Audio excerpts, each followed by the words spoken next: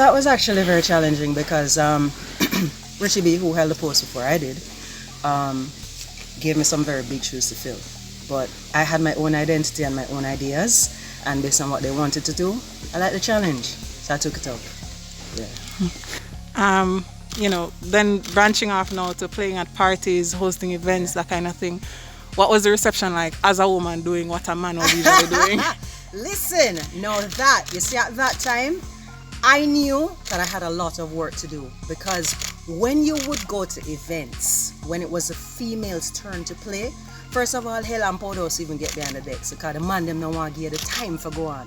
When you go on, them a hurry you for come off, right? Because them don't want to see you get no forward, or they did not believe that a woman could do this. Even patrons themselves, what they would do, when a woman start play, them crowd the console, because they want to make sure say it's not a mixtape you play.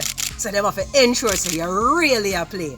So it was a lot of work, you know what I mean? You have DJs like Paul and Porter, Simon Clark used to spin, DJ Sunshine, who put in a lot of work.